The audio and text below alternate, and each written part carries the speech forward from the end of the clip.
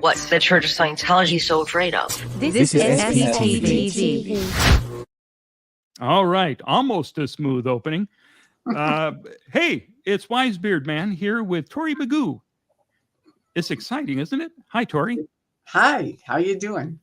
Hey, I'm doing okay, except tons of problems leading up to this. So you folks have been waiting for us to start going. I appreciate you standing by here. Let me see who's with us. Well, Kelly's here. Jay, DSA. Jay says that everyone had a great time celebrating your 25,000 milestone, Tory, and we barely even knew it. LOL. Thank you, Jay. Yeah. Let's see. Jay, Rin. Rin can't wait. Well, you did have to wait. I'm sorry about that. But we should have some fun tonight. What I was going to do is play a couple of videos here, and then we could watch them and comment on them and think. And then I get to the computer and discover that the cats have once again somehow hidden my earbuds. So I had to get the Apple ones here, the ones that normally go with this. I don't know what room they're in now. They knock them off the desk and bat them all around. So, and then I discovered that the videos I was planning to play were again MKV files, and I can't play those here in Stream Deck. So we're going to try playing them by sharing the screen, and we'll see if that works. And it may not at all, but we'll give it a shot. Okay. How you doing, Tory? I'm good. I had a really fun night yesterday. Jay and I were there all day and night, and well, not all day and night, but afternoon and evening. And then Jessica and Chris and a few other people came. It was fun. We had a good time. Well, good. Scientology's completely shut down all over LA, so that's fun. It is amazing how you can do that. I know. It doesn't even take the crowd of TikTokers and YouTubers. Just one person can shut them down now, it seems. But it's an amazing thing that's been happening out there in LA. And all across the United States, I think. Yeah. Not so much here in Clearwater. Well, Aaron, I don't know how long it's been since Aaron's been out in the street. He's probably out there all the time, and I just never get a chance to follow him. I was thinking about going out there and doing a live outside the old LMT to talk about it there. Good idea.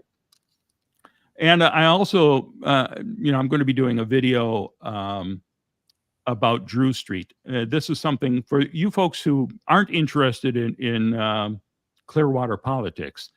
When I was on the council, one of the things I was proudest of is we got approved this project that people have been waiting for 7 years here to fix a very dangerous stretch of Drew Street. Mm-hmm. People have been begging and begging and begging, and we finally approved that last year. Good. And they're trying to stop it right now, and they will stop it. They were supposed to vote on it last Thursday. Instead, they said, let's wait 2 more weeks on this. Yeah, they're not going to be able to change anything in 2 weeks. They're upset with the really wonderful plan that was put together by the professionals who know what they're doing, right? To ease congestion, drop accidents down 57%, and only slow down traffic like 30 seconds on your trip downtown, which is pretty darn remarkable. Sure. And man, people were so thrilled. And then this new council gets elected, and that's being shut down now. So there's a whole lot of people trying to do a hardcore press to convince them in 2 weeks to don't stop it. Let that go through. And I hope we can succeed. I see. Well, no, we won't. these folks who were elected in place of me and Kathleen, they are, they got elected expressly to stop anything that. Are they Scientologists? No, but they're right-wing business people. The Chamber of Commerce here, Amplify Clearwater, is dead set against this because they say it's going to impact business downtown, and they know damn well the problem downtown is not traffic. Right. The problem is Scientology buying up all the buildings, leaving them empty, and purposely screwing over Clearwater. And what's really frustrating about this, Scientology is a member of Amplify Clearwater. Of course. And I keep putting it, to Amanda Payne, who's the woman who runs this. If Scientology is not going to help you with these empty buildings, they should be kicked out of Amplify Clearwater. Right. They're not a partner. Yeah. They're not part of a team. They're not team. Right. They're not team players at all. No, not at all. Not at all. So that's the Scientology aspect of this story, and I won't go into more of this, but I mean, really, a lot of people are still hoping and praying that we can get this approved again. Right. Anyway.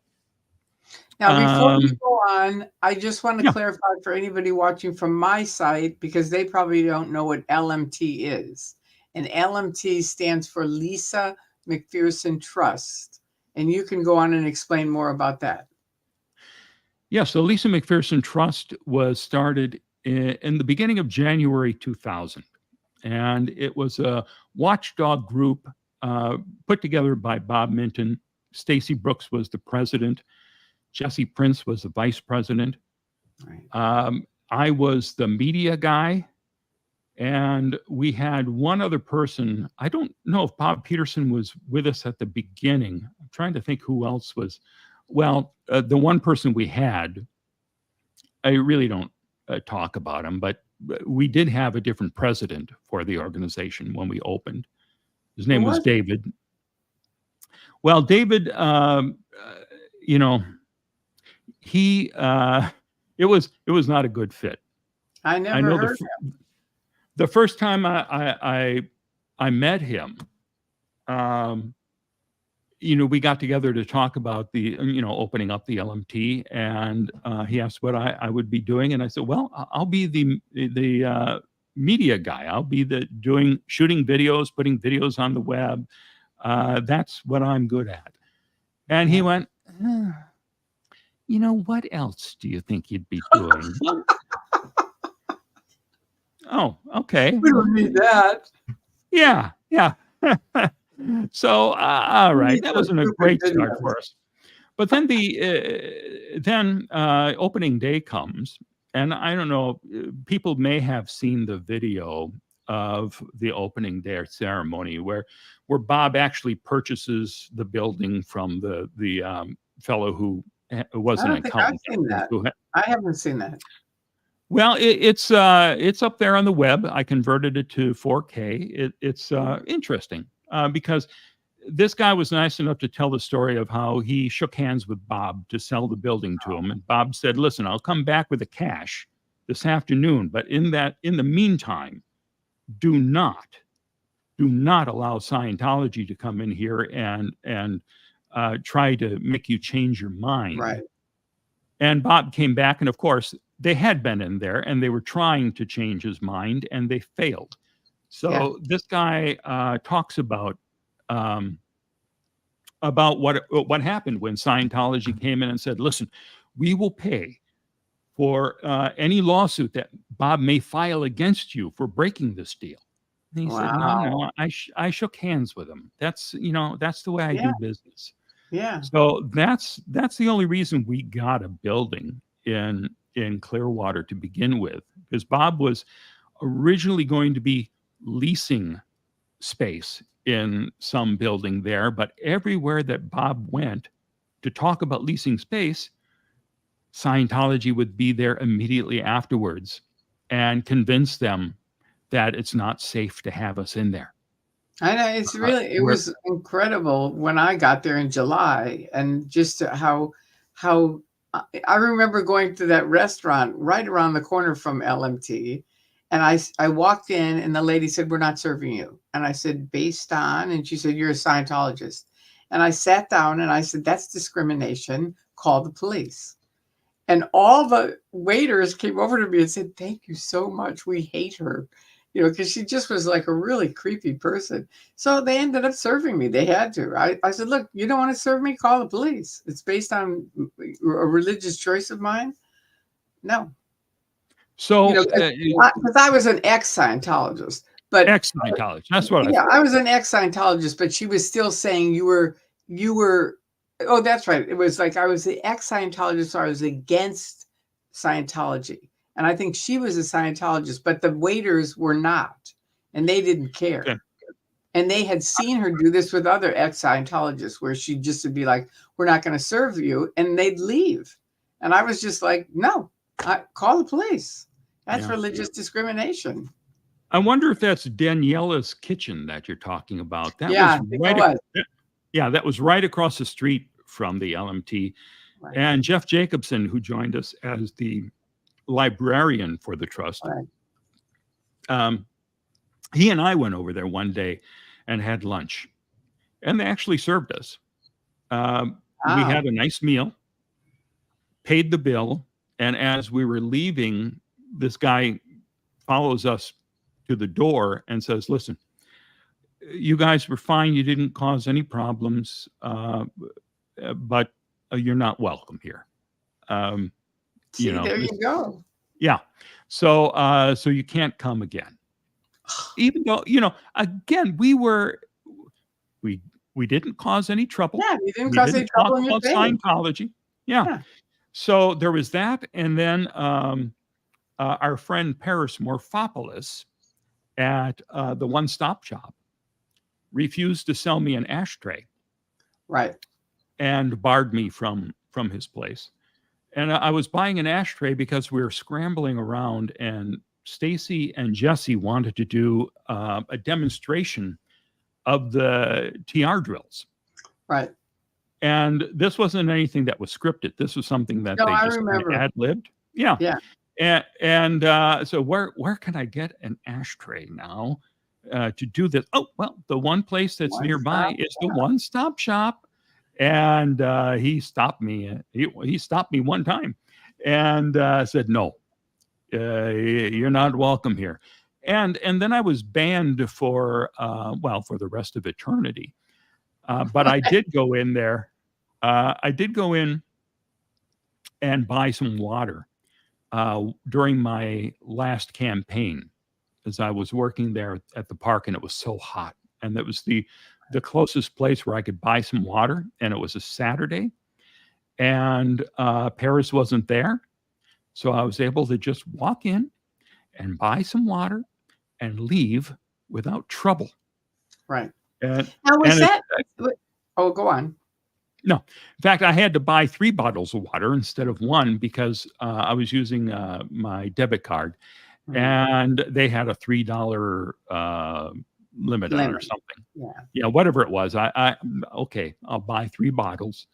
And then I gave one away to a homeless fella. I tried to give another one away to a couple who were in the shop with me, but they didn't speak English at all. And I left, and everything was fine. Was that the one that was next to the theater, or was that down the other street? That was next to the theater?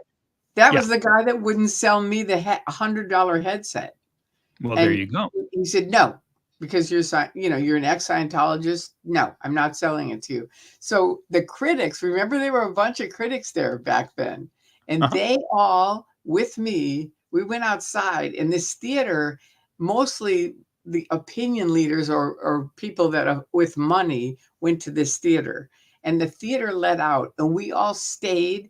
And we all talked to them and told them, "That guy's a Scientologist, and he wouldn't sell me And I was in Scientology for 30 years. I escaped out, and he would not sell me a headset because I was an ex-Scientologist. And I'm telling you, by the end, that was a lot of people that were never going to shop there again.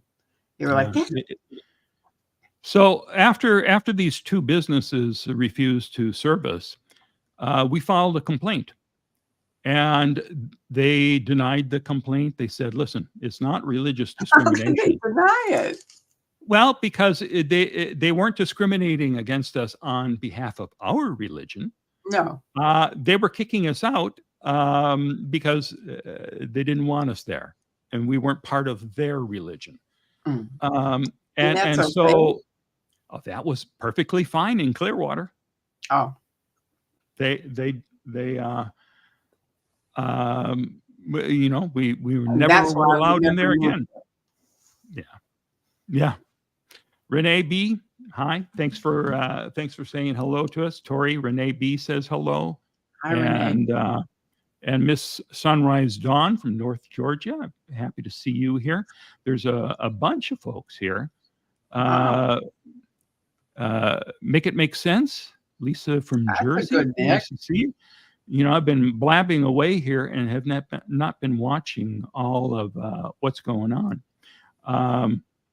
But I welcome you all. Thanks so much for joining us. So, you know, Paris, the fellow who owns the one-stop shop and denied me service, he, as you probably remember, is the fellow who was the head of the Downtown Development Board. Oh, I didn't know that. Yeah. And when I got elected as a council member, we all had to say what separate boards we wanted to be on. And I said, I want to be on the Downtown Development Board. And of course, Scientology did not like that one bit. No. And they had a whole line of Scientologists come in, including Paris Morphopoulos and Ray Casano, who was also on the DDB. I knew him.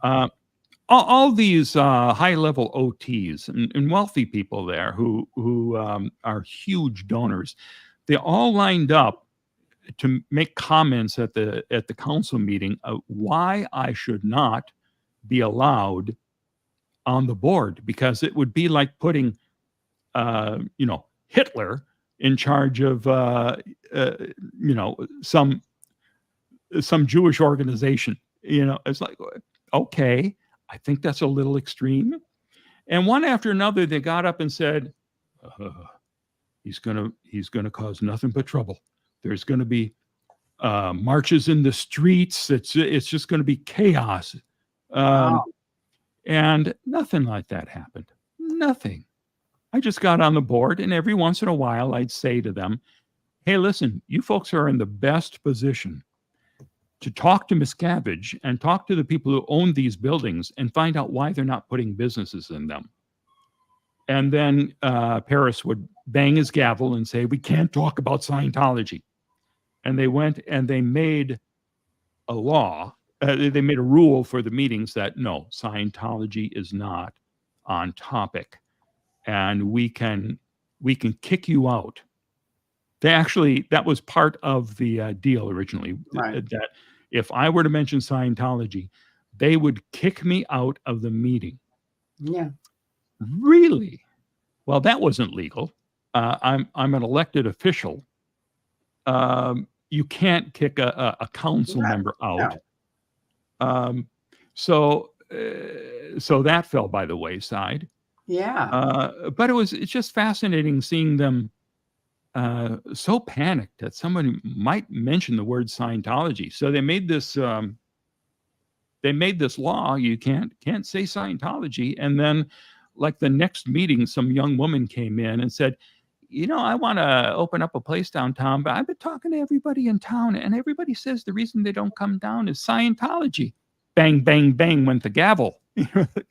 All right. See, it's not just me. Yeah. I'm not alone in saying this. And that's something that you folks sitting here on the DDB should acknowledge and do something about. Mm. Who is better positioned to do this. Well, clearly I was wrong about that, because none of them would dare do anything to question Miscavige. Anyway, you came to Clearwater and were refused service.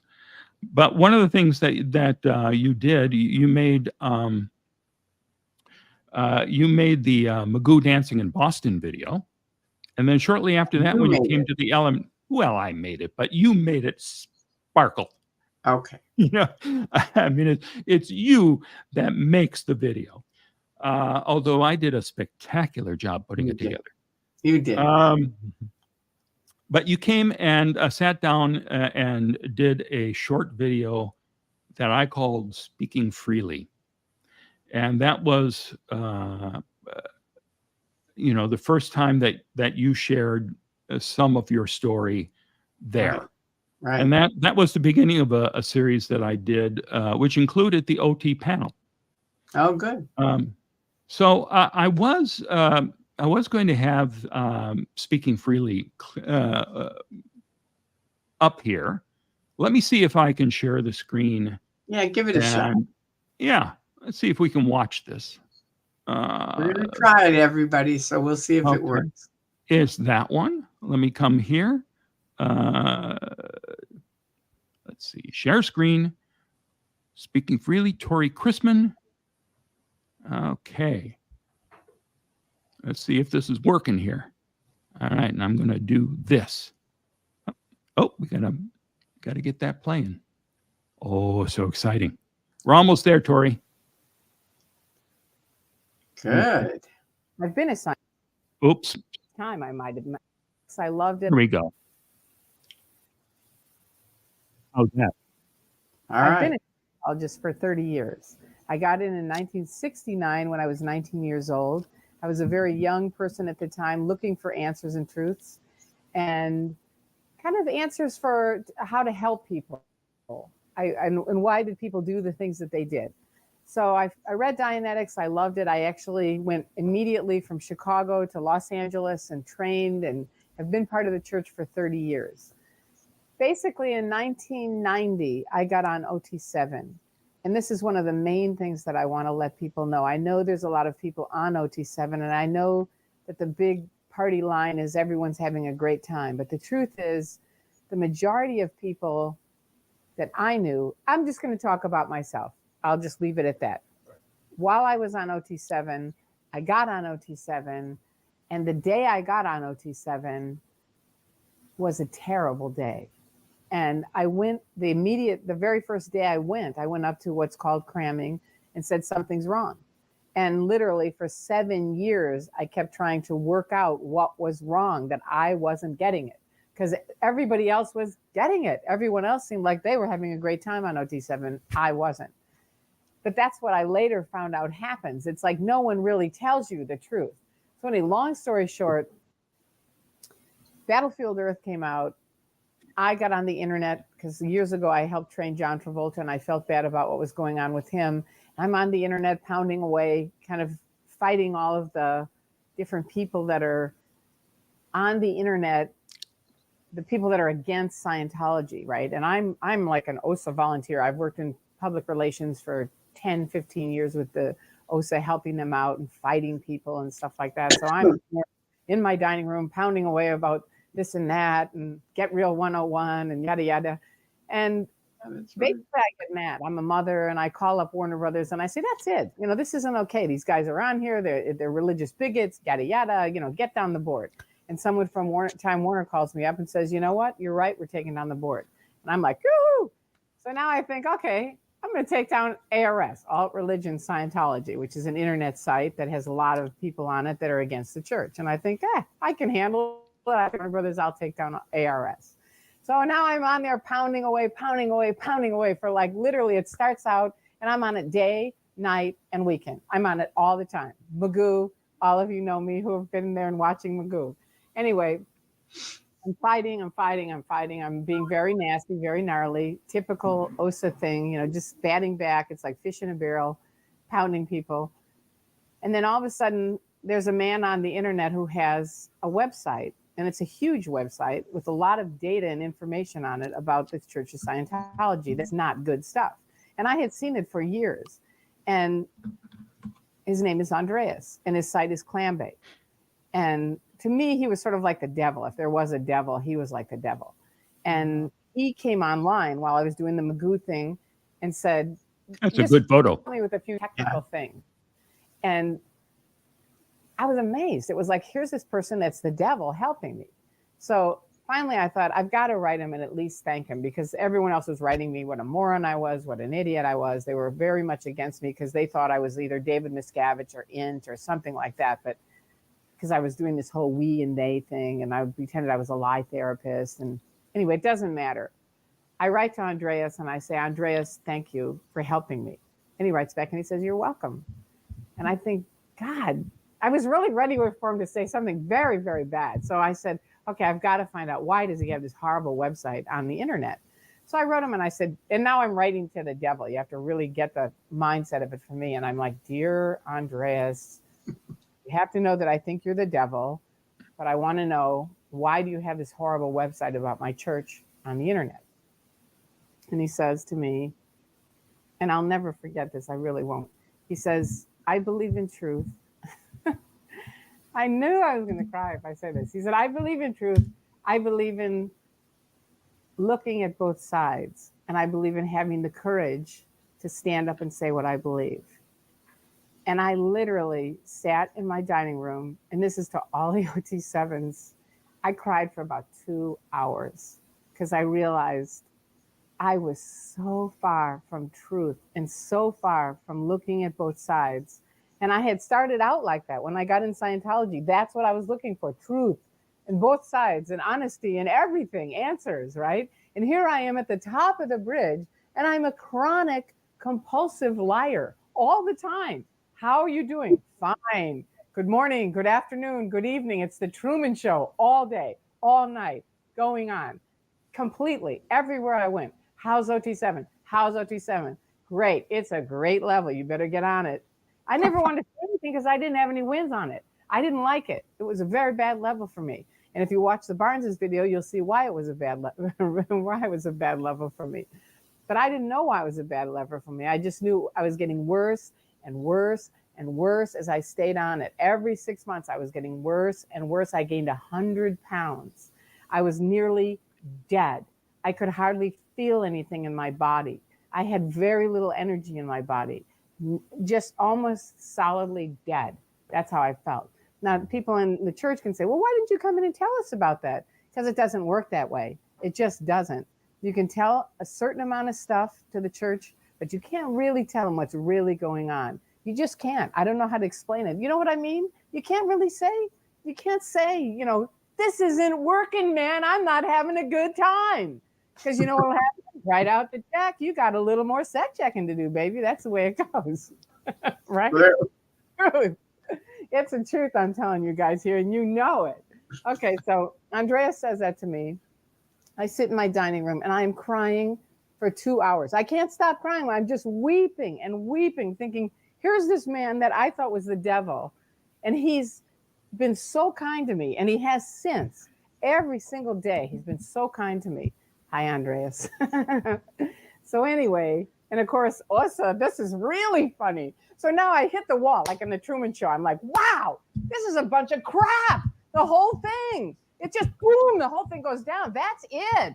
This isn't what I think it is. This isn't the Church of Scientology. This is a bunch of crap that I'm living right now. And so are my friends. So is everybody else. I'm pissed. I'm sitting here just like, well, how could this be? I've been in the church for 30 years, right?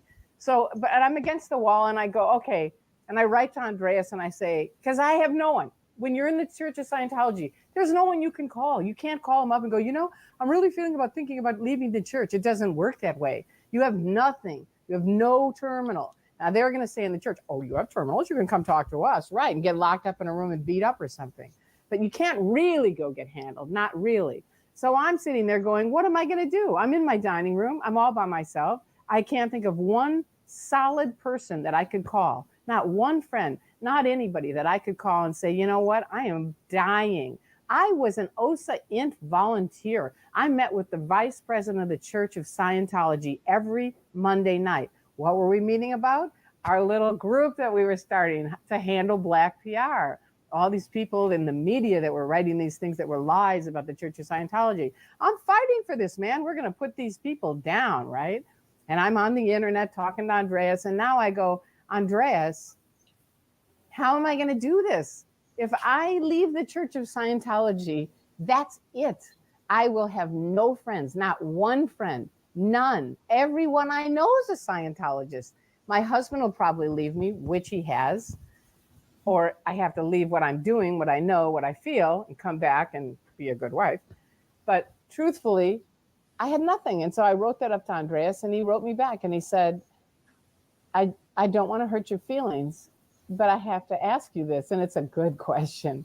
How good could those friends be if they're going to leave you because you changed your mind?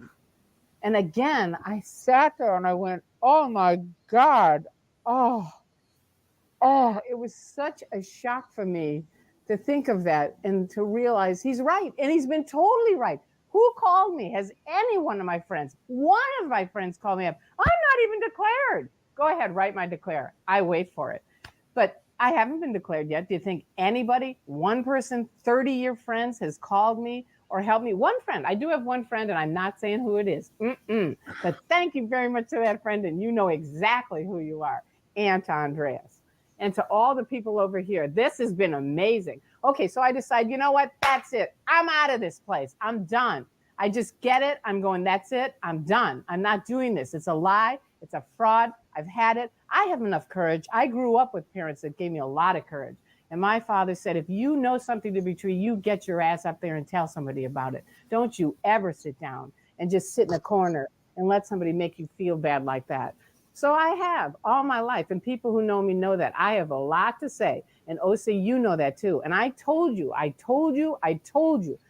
people for a long time, don't be out there being mean to these people. These OTs that are out here at Flag are unbelievable. I can't believe the disgrace that's going on here with these people that come from the Lisa McPherson Trust. Okay, maybe there are signs we don't agree with. Maybe so. Maybe they're not what you want. But to have 50 people that say they're OTs out there screaming their lungs out at them, looking like absolute morons.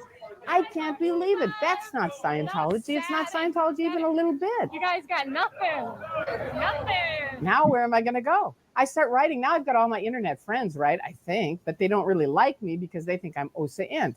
So I'm trying to kind of bring this thing together without OSA-int finding out that I'm leaving, but I want to leave. And I'm like, well, does anybody want to meet at Denny's? And does anybody know where Vaughn Young is? And does anybody know where Arnie Lara is? And does anybody know where anybody is?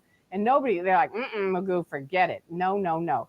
So finally, I think I've got to get out of here. I got to find somebody. And so finally I wrote, and Stacy and I have a little joke on this, because when people go to leave the church, they're like this. It's like you can't really just pick up a phone and say, I want to leave the church. Can you help me? It doesn't work that way. So I kind of wrote her this little email like, do you remember when this happened? And do you remember how bad it was? And she wrote me back and she said, and I was asking her for Vaughn Young's email. And she said, Vaughn doesn't take any anonymous communications. Who are you? And I wrote her back and I said, I can't tell you. Because I really was scared for my life. I mean, and I really was. And I know people go, right, you're scared for your life. I was scared for my life. I was terrified. I was all by myself. I knew OSA was reading the internet. They knew I was Magoo. I was pretty sure they'd figured that out. Even though I wasn't like officially with them working on it at all. It was just my own little project, but I kind of thought they connected that. And so now I'm like, I got to get this thing happening fast. So I finally thought, I felt like I was on this cliff. And I know anybody who thinks about leaving, you feel this way.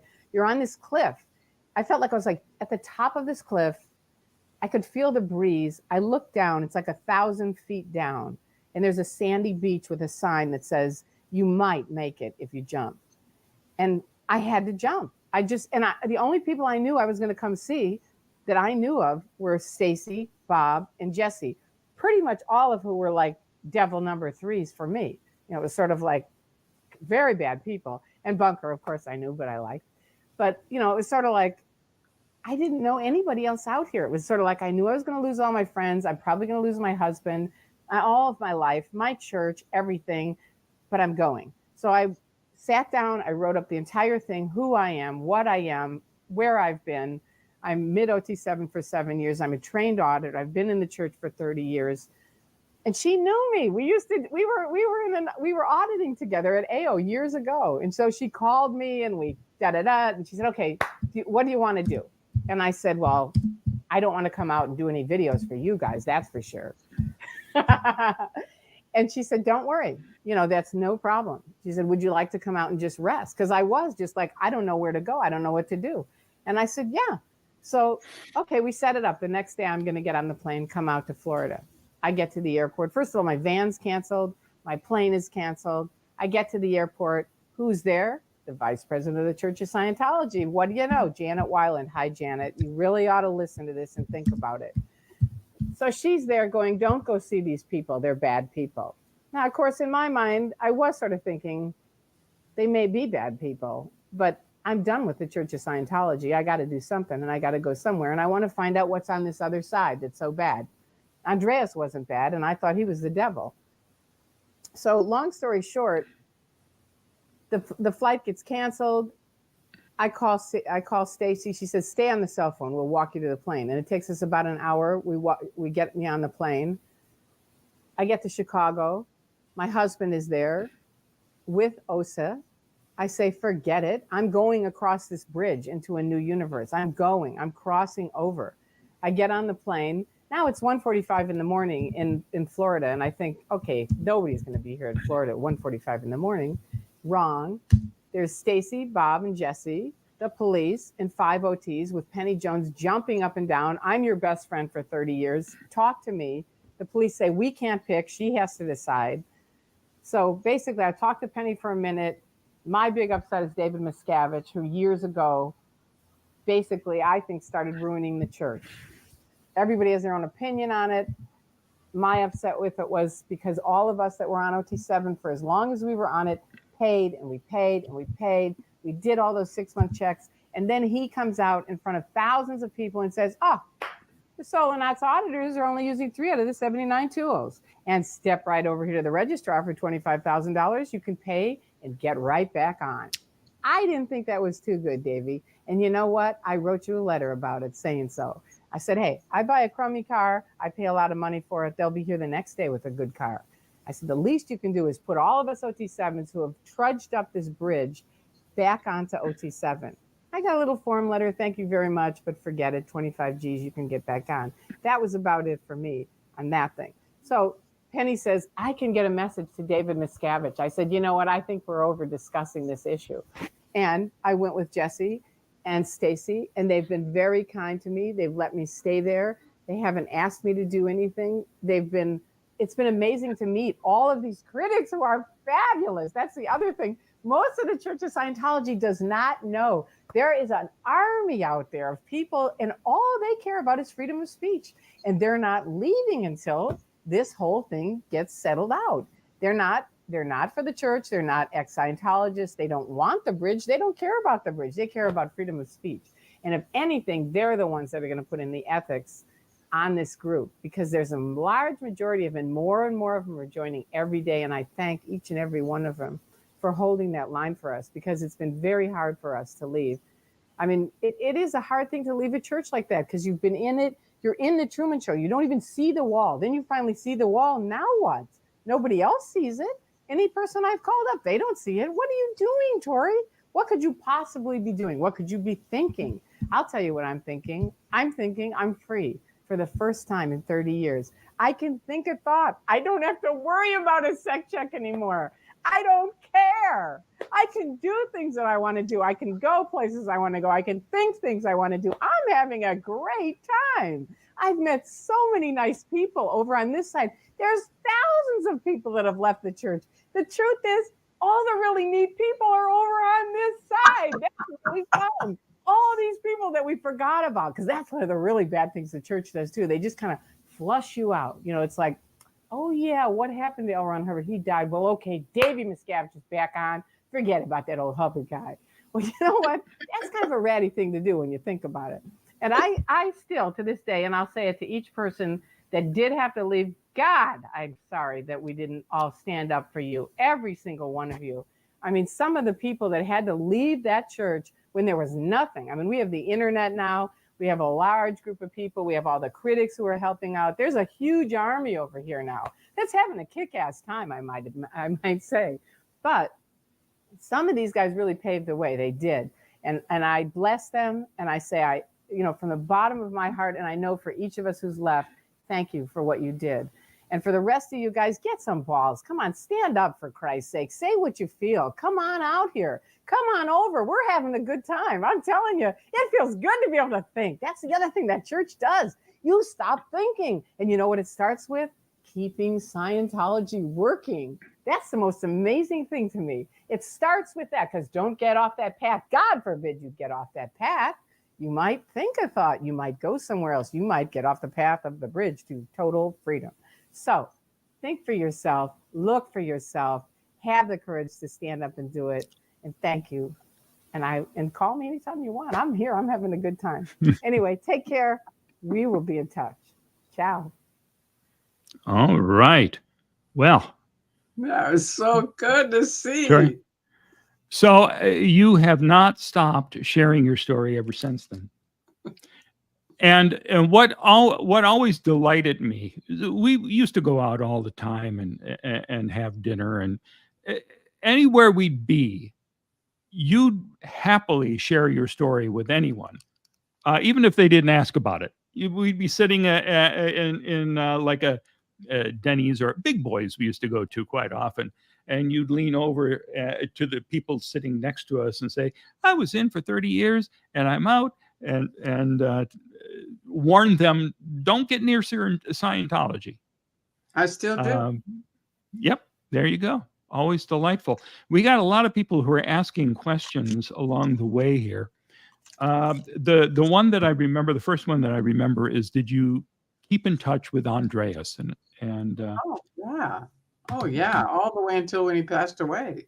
Yeah, definitely. Yeah, Andreas made several trips to LA, and you spent time with him there, besides, talking to him on the phone and all that. But then you also went over to see him. Yeah. Where he lives. And that was a great trip, wasn't it? Norway is wonderful. And I mean, seeing Andreas, meeting him, that was amazing. I arrived in Oslo. We went to get something to eat. He set down his big wallet with all these credit cards, and he goes, I'm going to the bathroom. And he goes to the bathroom, and he comes back, and I go, Andreas, you left your wallet on the table. And he starts laughing. And I say, what's so funny? And he goes, Tori, you're not in America anymore. This is Norway. No one would steal my wallet because we take care of people from birth to death. So everything that they need, including jobs and housing and everything, is all, it works for them. So there's no reason for someone to steal something. So again, we go outside afterwards, and I see this guy riding on a bike, and then he just sets it down. And I go, what is that? And he goes, it's just a bike. It's a free bike. You can pick it up and you just set it down and that's it. And he goes, yeah. And I said, do you know how long a bike in LA would last if somebody rode it and just set it down? About 2 minutes, and it'd be snatched up. But the last thing that I'll say about Norway, I mean, I love Norway. I had a great time, but the first night, I think the next day after I arrived there, we had to go to IKEA. And this is in early 2000s. And I had made just a couple of these videos with you, you know what I mean? We hadn't even made, maybe we made Magoo dancing in Boston, but I'm not sure. But anyway, we walk into IKEA, and this person comes up and goes, Tori, hi, I know you. I watch your videos. And Andreas goes, I can't believe it. I'm a Norwegian. I've lived here all my life. I have up a giant website about Scientology, and they know you. And you walk in and these people recognize you. And I go, but it's a video world, Andreas. And yours is all writing. Not that it's not very important and very vital. Xenu.net, xenu.net. which I always remind people because it's still a great reference place, but it's writing and you have to read it, and it's easier to watch a video. So anyway, we had a great time. We really did. And the other thing I love, one last thing I have to say is they grow grass on the roof of the houses in Norway. And I said, what the hell is that? And he goes, insulation. Would you ever think of that? No. Michael Moore did a documentary several years ago now called "Where Should We Invade Next?" I think. I think I saw it. Yeah, and he just went to countries to see what we could take from them if we invaded them, like healthcare in England. And I believe that he did go to Norway, and it was a pretty remarkable place to see. It is. You also remarkable was seeing you on Norwegian TV. I don't know where that clip is, but you were interviewed there.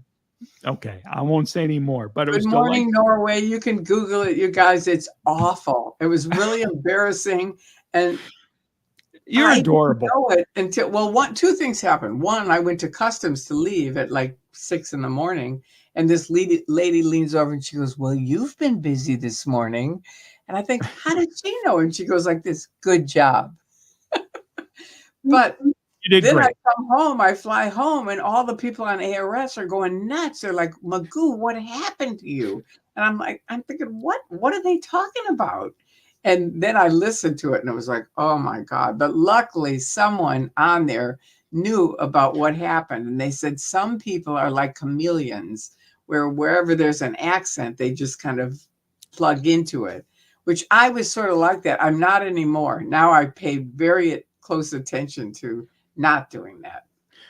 Yeah, you did have a kind of a distinct Norwegian cadence to your voice. And I called Andreas. I said, "Please tell me I wasn't doing that all week." And he goes, "Yeah, you were." Really? So we got a whole bunch of questions lined up here. Tennessee Tier says, Tori, how does it make you feel seeing this video and all that passion? It makes me really thankful for Mark Bunker. It really does, because you captured certain moments. I mean, those were, very passionate times, you can see, for me. And I just think, God, if you hadn't got those, I'd have them in my head, but nobody would. You can tell people stuff like this, but seeing it in video is unbelievable. I mean, it was a fantastic video. I loved everything I said. I mean, that's exactly how I felt. I just thought it's so great that I had the courage to say that to people, back when I knew they were all going to just turn on me. And I mean, I had no idea how badly they turned on me, but they did. They really did. I mean, remember they had Patricia Greenway was against me, and they had, I know, and that Diane lady that was the lady in the library who was Diane Richardson, I think was her name. Oh, yeah. Okay. Yeah. And she was 24/7. And then remember Truth Seeker? They put my name and phone number on a porn site. And these porn guys started calling my house. And they, oddly enough, they sound quite similar to a lot of people who leave Scientology, because Scientology has put in their heads how evil I am. So then when they would finally call me, they'd be like, "Tori," and they're kind of like really fearful of it, right? And these guys were the same. They were like, "Tori," and I'm like, "Yeah."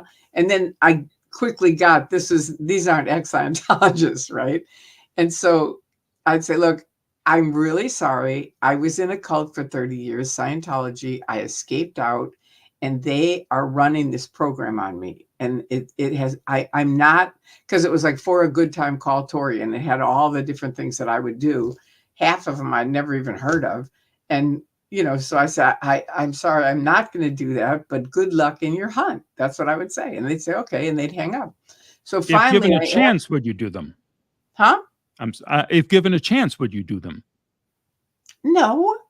Okay. Just curious. Okay. Go ahead. I'm sorry. So I was married. I was happily married. But, that's right. I was with Harold, not some stranger there. Okay. So anyway, finally, there was a thing called IRC, which is, I always forget, it's Internet Relay Chat. Is that the name of it? Yeah. IRC. It's sort of like a bar on the internet, and you'd come in online, and they'd go, "Hey, Mark, hey, Magoo, come on in," and we'd all talk. So the one I was part of, they're all different ones you could be part of, and I was one where there were a bunch of computer geeks, Dave Turetsky being one of them, who was a professor at Carnegie Mellon, and he was a huge help. And so I said, "Look, these porn guys are calling me." And he and a few other, and it might have been you, I don't remember how many people, but they said, "Look, get a URL." And so I waited till I got a guy that was like alert enough. And I said, "Could you get the URL for a good time called Tory?" And remember, TruthSeeker had been writing lie after lie after lie. Maybe you weren't watching that. No, I was not involved in that. Well, he was writing like lie 1, and then lie 2 would have a carbon copy of lie 1. All the way up into the hundreds and hundreds of lies about me. So I really didn't like the guy.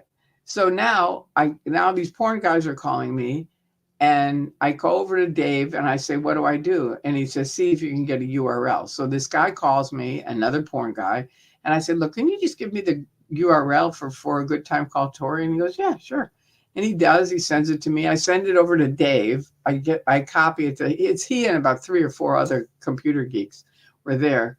And they, in under 3 minutes, they called me back and they said, "You're not going to believe it." I said, "What?" And they said, "It's for a good time called Tory is the exact same address as TruthSeeker. It's the same computer."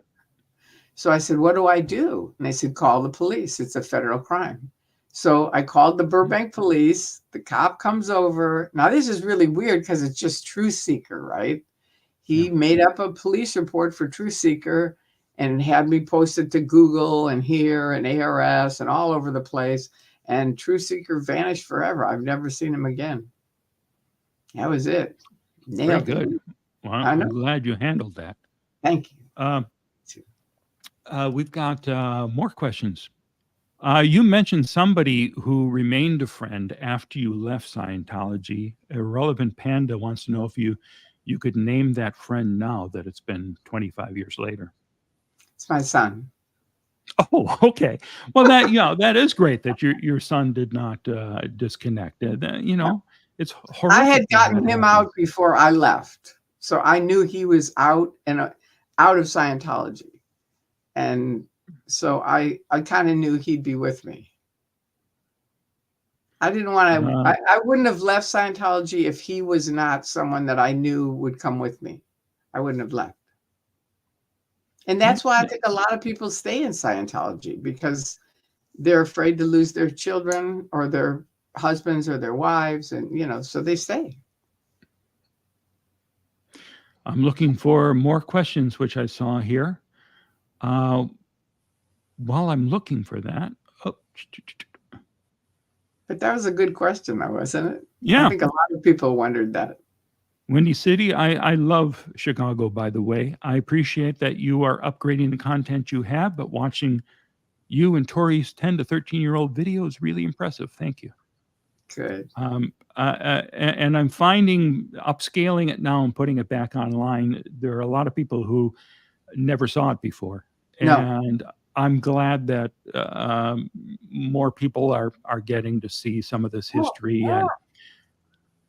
And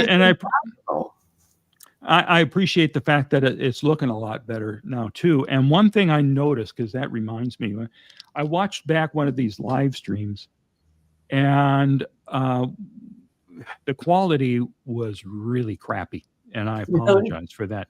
Yeah, because I only have the account that gives 720p video here. If I make a little more money, I'll upgrade, but it was buffering and looked really crappy. So I hope that what we're doing now is actually showing up okay.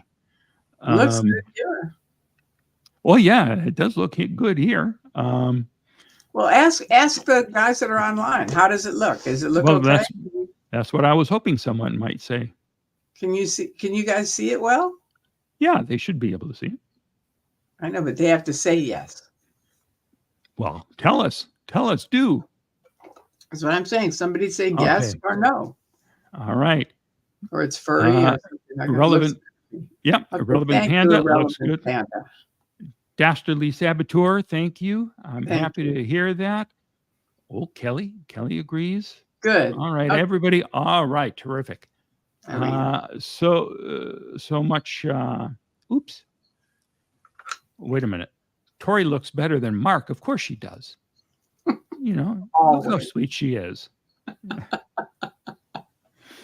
I gotta put on my lipstick. Oh, See, that's the difference. Yep. He doesn't have lipstick. that's true. I know. I do have to get dolled up for these, I guess. Yeah.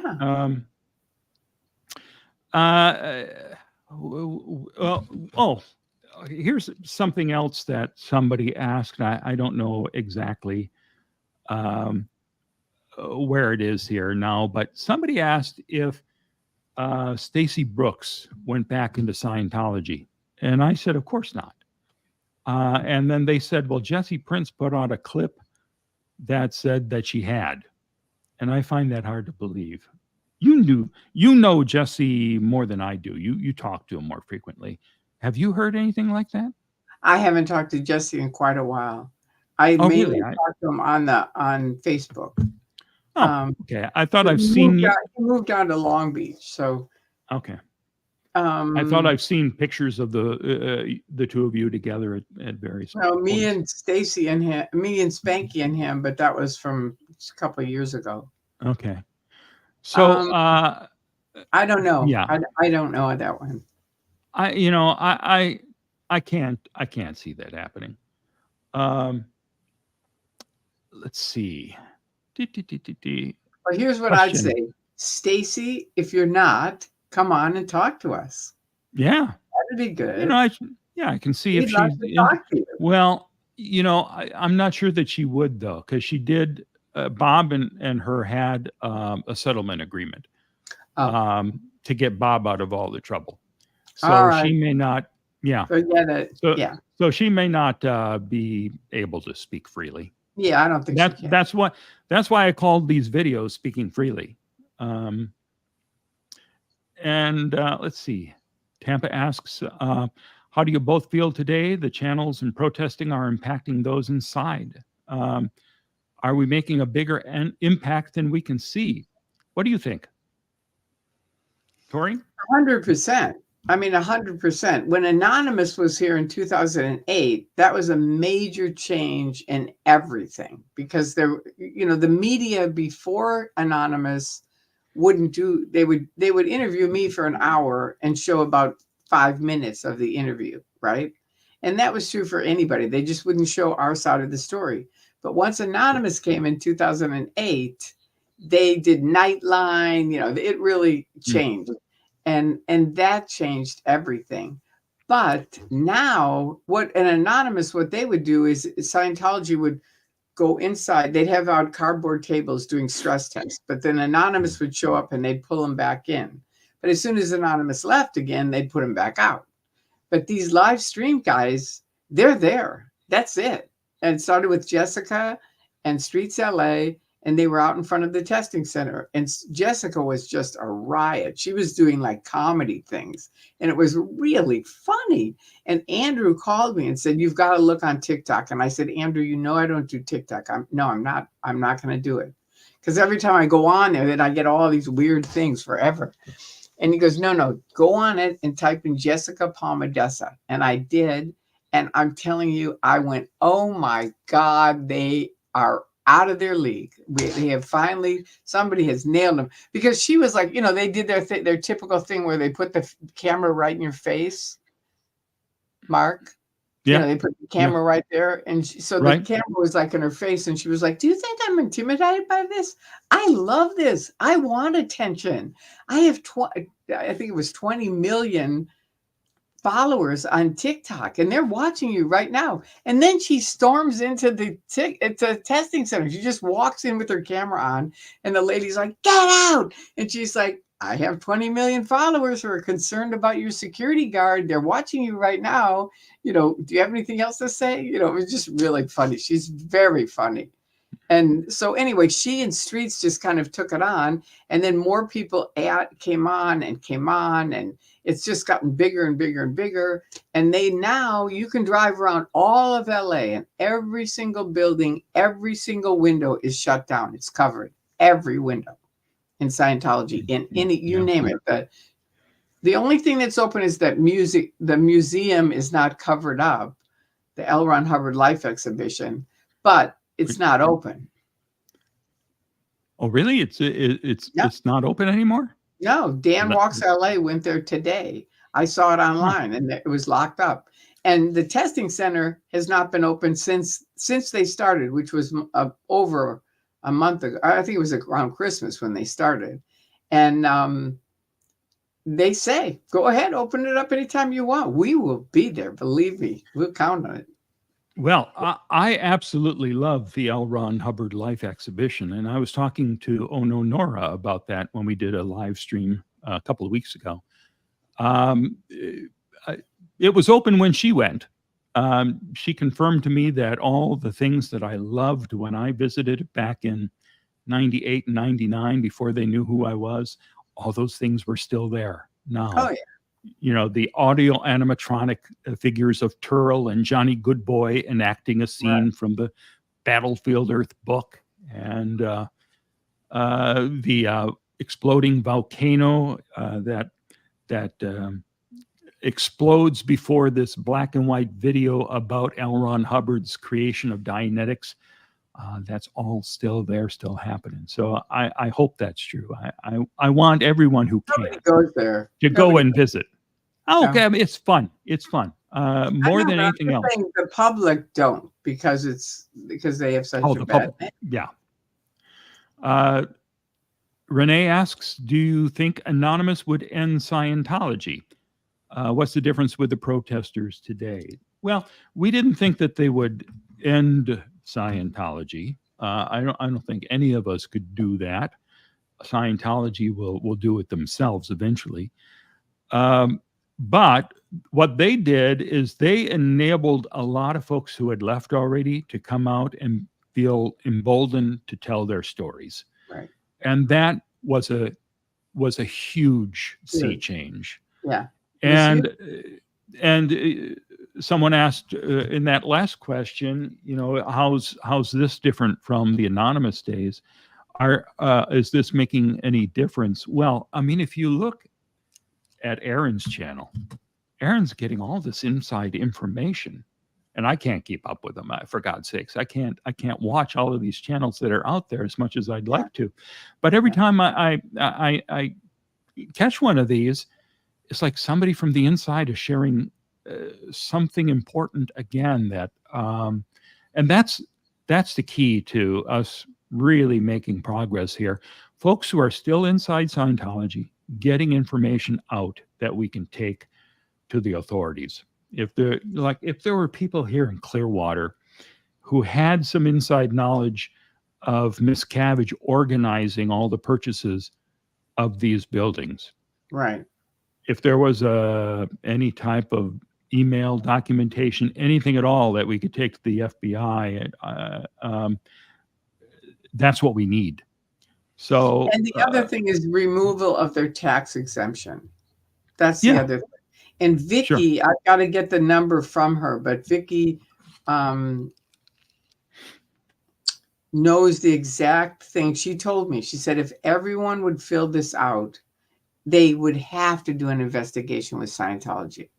And I put it online and talked about it, but nobody did anything a few years ago. So I'm going to get her, contact her again and find out. Victoria Berry. Mary James makes this comment. I see you in old videos before you left, Tory, and I swear I could see a glimmer in your eye that you weren't really believing what you were saying anymore. And this was those things where you were still in Scientology. Sure. Yeah. Well, I was, it's a waking up process. I started 10 years before I left reading self-improvement books because I had massive migraine headaches. I was on OT7. It wasn't helping. So I started going around to different libraries and just looking for books that might help me, you know, self-improvement, philosophy, religions. And I think that's what stripped off a lot of the mind control. But I was waking up during that time. Like, one of the things was list out the top 50 people that you respect. And I listed them out. And then at the end, to my shock, none of them were Scientologists, not anybody. And that was a big boom for me. Elon Hubbard asks, what happened to Dan Mernon? I don't know. Last I know, he's still in. The other fellow who was in the video protesting me, I'm not so sure about that. But, you know, last time I saw any footage of Dan, he was still spouting the same things that he said to me back in 1999. And they wanted me to go to your house and do what he did. And I said, no. That's when I started saying, you're creating your own enemies doing this. You don't know Mark Bunker. You don't know this is true. And I'm not going to do it. And that was the beginning of really, you know, I was on my way out at that point. So, you know, if you had, I would have welcomed you in. I could have convinced you to leave Scientology myself. You wouldn't have to go through the... You would have done the same thing you did with Dan, which is put a picture of him on your website for the next 10 years. Well, sure, I'd do that. Yeah, of course. Well, that is welcoming me in. Kelly wants to know, could you talk about what happened with Bob Minton, that he ended up in court and critics said he flipped over? Well, it's tragic, actually. As Bob was a great guy and he fought so hard. They did this global campaign to shut Bob down. Bob thought that they had broken into the London offices of him and his partner and stolen documents. And it was a few years later that Bob found out, well, they didn't have to break in. All they did is the Scientology PI guy just paid off the overnight janitor to let them come in and steal all this documentation about the business that Bob and his partner were involved in. And he was an international banker who made a lot of money, but he did it honestly, or at least semi-honestly. The way he explained it to me, it was honest. There was this attempt by Scientology to convince the world that he had ripped off Nigeria and stolen $5 billion from them. Well, the business that he and his partner had was to create this shell company. Nigeria was deep in debt and they couldn't buy off that debt themselves. So Bob would buy the debt for pennies on a dollar and sell it back to Nigeria at a tiny profit. So it was, but that profit was enough for them to each wind up with around $50 million, as I understand it. And, you know, and it saved Nigeria $50 billion. So they got some articles, Scientology, I'm talking about. What's the name of their OSA agent who did this? Oh, I can't think of him right now, but he was going around doing a lot of dirty work at that point. Was it Milt Wolf? No. You know, I'll find it at some point, or I'll think of it. But he got this Nigerian soccer player, beloved soccer player, to be the front man for this. John Fashanu was the soccer player's name. And Fashanu, oh, by the way, Warlock is here. Thank you, Warlock. Warlock's always waiting on my documentary, and I hope that you'll find it worth the wait. So So they got this article in there for quoting John Fashanu, who had this press conference saying, "I've uncovered this scandal where American businessman Bob Minton has been stealing the country blind." And there were a couple newspaper articles on this. And those newspaper articles, of course, were planted by Scientology, who got who got this fake evidence over to these journalists. And then Bob contacted one of the journalists and asked him about this, how he came across the story, and he identified the Scientologist agent who set this whole thing up. And this journalist then wrote a follow-up story to explain how, no, this is really a Scientology operation. But it caused a major flap that Bob faced head on. And one thing that he did was agree to go to Howard University in DC and do a live debate, essentially, with John Fashanu. And we got there, and it was this big hall with a few hundred seats. And Fashanu didn't show up. The Scientology guy did not show up. But Bob had a chance to tell his side of the story to this very angry crowd of Nigerians who made up the audience. And I think, to Bob's credit, he wasn't at all afraid of talking to them, and he brought along copies of the actual business that was going on, and passed those out to the audience so they could see for themselves what this really was. But Dave LeBeau, thank you so much. Chocolate Raisins has it. Dave LeBeau is the guy. Damn bastard. Let me leave him up there. That was the Dave LeBeau. guy? Yeah, Dave LeBeau. We're on to you. Yeah, he has been caught stealing Mike Rinder's garbage on video and all sorts of ugly things he's done over the years.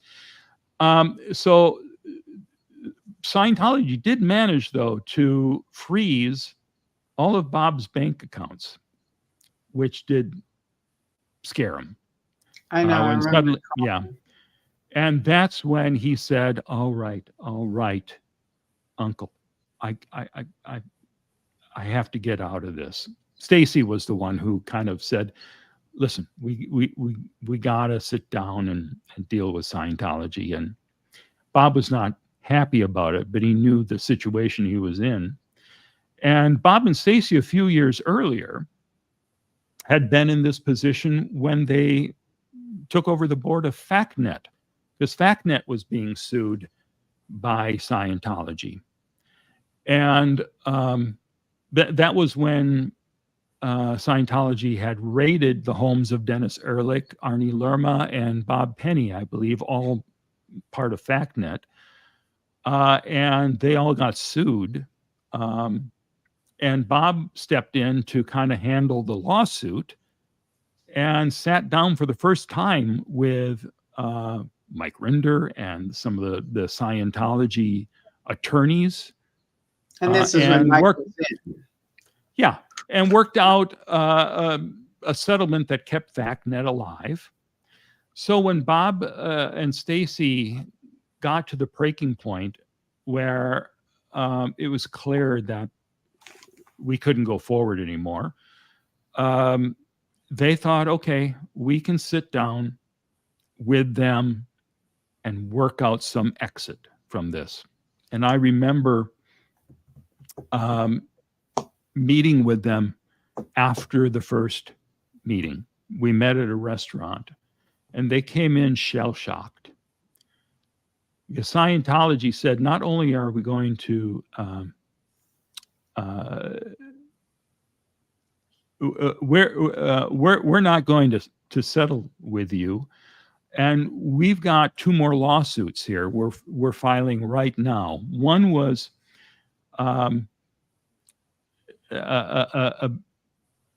for giving Jerry Armstrong a computer.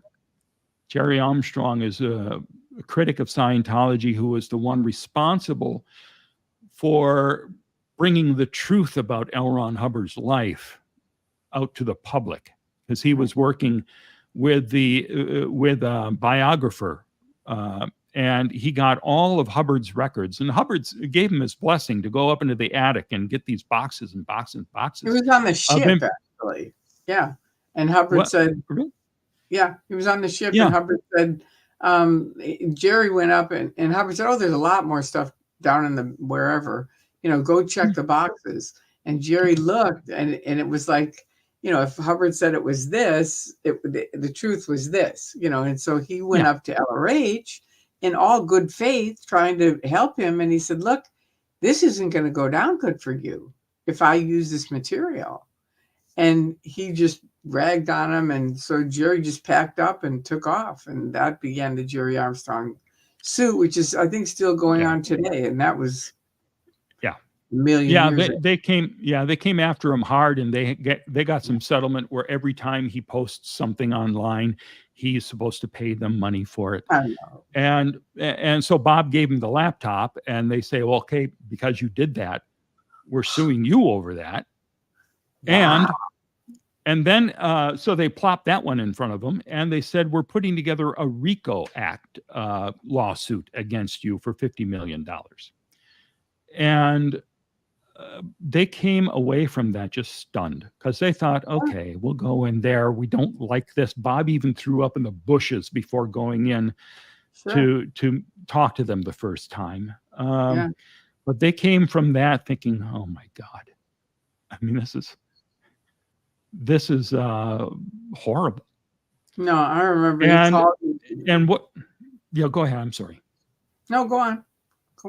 So what they had to do was Bob had to tell the truth about what was going on with the Lisa McPherson civil suit, which he also was funding. Oh yeah. And that, of course, led to the civil suit being settled. But why did he have to go over to Scientology's side? I never understood that. Well, he didn't go over to their side. Stacy certainly went overboard when she would testify in these hearings, because I went to court and saw Bob testify in person about saying, I can't do this anymore. It's too difficult.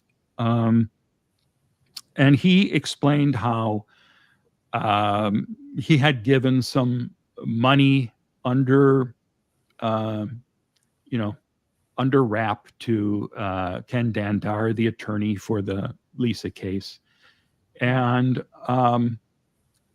that had not been reported. And when Dandar's trial consultant, who had been working for a couple of years for free, found out that Bob had given Dandar this money, the guy said, and you haven't paid me? You got this money and you held it back from me? He quit on the spot, and then he went and testified about things that were happening in the civil case as well. So I don't think Bob said anything that was untruthful. Okay. Stacy wasn't untruthful, but she was overemphasizing things that were so extreme that it seemed like maybe she was lying. And, she was just trying to save Bob. But at that point, the mere fact that this was impacting the Lisa civil suit got the entire internet into an uproar. Jesse was also there when Bob and Stacy came in and laid down those lawsuits. And he went to court one time when Bob and Stacy were testifying. He and I were riding with Bob and Stacy over to the court, and then Stacy just disappeared. Not Stacy. Jesse disappeared after hearing some of the testimony without saying anything to us. We were looking around for him. Where is he? Well, he left and was so upset that he cut ties with them at that moment. So it was a tragic conclusion, but my feeling was the Lisa McPherson civil case would have ended in a settlement for the family either way. Yeah, no matter what. If Bob had not given Dandar all the money to take it as far as he had, it would have settled a couple of years earlier. Right. But ultimately, it was going to end up with them getting money. So I just wanted to see Bob survive. And it was not easy because there were people who, Bob was being horribly attacked by critics of Scientology long before he succumbed and settled with Scientology. The critics. I remember when I was in, they had fed all this stuff about how horrible he was. And so I finally said to him, once I was out, I admitted it. And I said, look, I'm really sorry. I believed what they said and I was passing it on. And he goes, that's it? You think that's it? You can just say, oh, I'm sorry, and that's going to be it, Tori? No, that's not it. You supported that organization. And this is really true for every person that is out. This is what I feel. Because Bob, he was right on the money on this. He said, you need to make up the damage for because he's, a lot of the things I wasn't in. And I wasn't a part of it. And like a lot of other people, they weren't a part of it. But they supported the organization. And Bob was saying, as long as you supported that organization, you kept it alive. Yeah. So the folks who got me making videos a lot longer than I was going to. But you were talking about IRC and some of the folks on ARS who were really ripping on Bob. And I tell you, it hurts a lot more being attacked by your friends than it does being attacked by Scientology. Sure. So I attribute some of Bob's surrender to the fact that the people that he had been supporting, people had given money to, were bad-mouthing him and attacking him on the internet. Well, I wasn't once I was out. Oh, no. No, but there was a whole slew of people all around Patricia for the large part. Patricia was one of the producers of the Prophet, and she hated Stacy, and she decided she's going to do everything she can to destroy Stacy and the LMT because she thought Stacy was running the LMT into the ground because Stacy didn't always agree with what Patricia wanted to do. Right. And Patricia was just a pain in the ass. And she would be calling, like Stacy decided at one point, the problem is no one complains to these government agencies. When you're in Scientology, you're told not to turn to the police or anyone. So she had come up with, along with a fellow who worked for the FBI, developed this questionnaire to ask what had happened to these folks that could be reported. And they would create the documents then that would go to the FBI or to, whatever division in the government handles that specific problem. And we heard from like the FBI guy said, that he went over to talk to one of these folks. I think it may even have been Greg Barnes. And he got there, and Greg said to him, "Now, who the hell are you? Because I'm talking to Patricia, and Patricia is saying this, that, and the other thing about you." And, you know, this is a guy who was an expert that the FBI turned to in various matters. And he had to sit there and defend himself for an hour to some jerk because Patricia, you know, is being a bitch.